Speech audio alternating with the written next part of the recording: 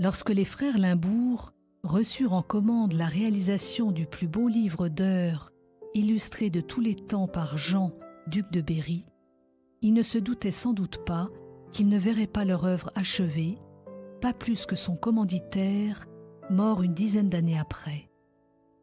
Cette page, qui représente l'ascension du Christ, a été achevée en effet par Jean Colombe, 75 ans après le début du travail.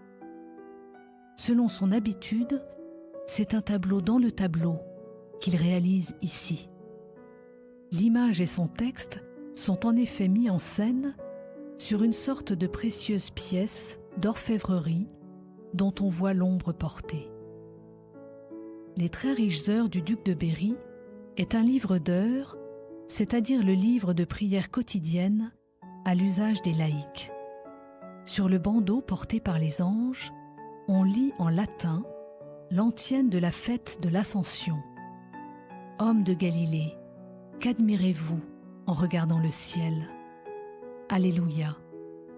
Celui que vous regardez faire son ascension vers le ciel, il viendra de la même manière. Alléluia, Alléluia, Alléluia. » Le début du psaume peut se lire « Omnes gentes plaudite manibus » que tous les peuples battent des mains. Il s'agit du psaume 47 que semblent chanter les trois petits anges agenouillés juste en dessous. L'image illustre l'antienne. On y voit en effet les hommes de Galilée, à genoux, en train de contempler un Jésus montant au ciel, accompagné de magnifiques rangées d'anges, d'un bleu légèrement plus foncé que celui du ciel. La trace des pieds de Jésus est encore visible sur la montagne. On distingue dans le lointain une Galilée de fantaisie, dont on reconnaît les collines et le lac de Tibériade, même si le château fort rappelle plutôt celui du Mécène qui fait achever l'œuvre, le duc de Savoie, dont le château, Ripaille, situé lui aussi auprès d'un lac, a une forme assez semblable. L'or et le bleu structurent cette scène céleste. L'or solennise l'instant, et il est harmonieusement réparti. Or du cadre, or des vêtements des spectateurs, or du manteau du Christ. Le bleu affirme le caractère céleste, bleu des collines, bleu du ciel, bleu des anges.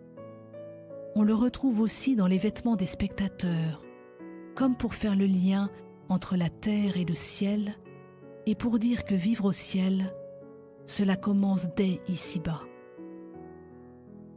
Selon une tradition ancienne, le peintre a choisi de faire figurer Marie et les saintes femmes parmi ces fameux hommes de Galilée.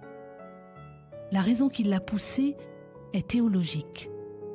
L'Ascension marque le début du temps de l'Église.